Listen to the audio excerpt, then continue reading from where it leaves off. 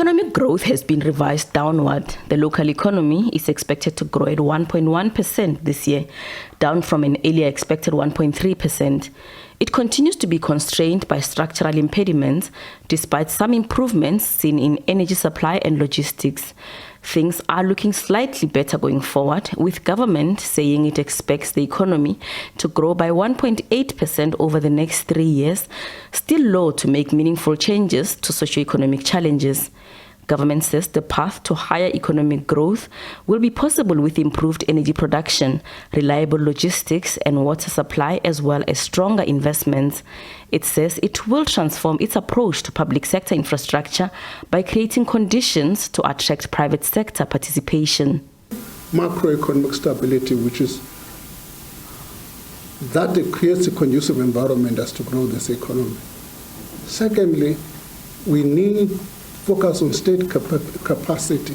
We make this reference to municipalities not only a minor issue. Changing municipalities, how they function, state capacity is a critical component of making sure that we can grow the economy. Right? We also make reference to structural reforms. And these structural reforms are quite critical that they will help us grow. The fourth element is the infrastructure spend. Gradually, we're beginning to shift the composition of expenditure from consumption to capital investment. Revenue projections for this year are weaker, revised downward by 22.3 billion rand. The National Treasury says to blame is the declining fuel levy and import value-added tax collections. Personal income tax is also expected to underperform, while an improvement is expected on the corporate income tax front.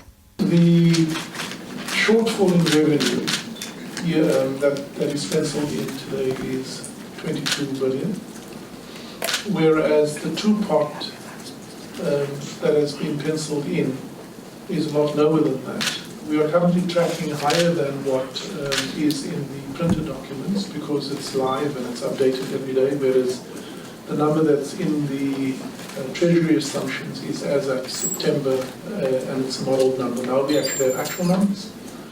And so we know that year to date, the two-pot withdrawals in total is about just over 29 billion of the amount that withdrawn, against which just over 7.2 billion will be withheld as tax. Government spending, on the other hand, is expected to grow from 2.4 trillion rand this financial year to 2.5 trillion rand in the next financial year.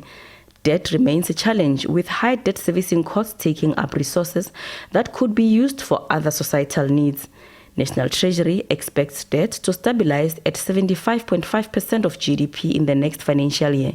If you look from a debt perspective, because of an increase in spending combined with lower tax revenue collections, there's an increase in debt. So there's a delayed fiscal consolidation, which is hinged on the possibility of better future performance of the economy, which in itself is not guaranteed. So overall, markets are likely to see this in a negative terms.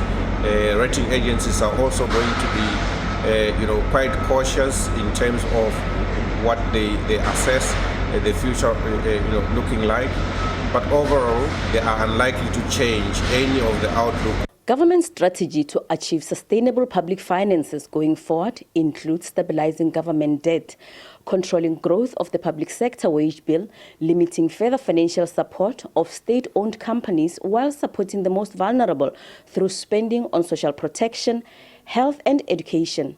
To gain control of the public sector wage bill, government proposes early retirement without penalties for its employees. National Treasury says it will also release a discussion paper on fiscal anchors by the end of March next year in an effort to ensure debt sustainability and better public finance management over long term. Gloria Sefako Musi, SABC News, Cape Town.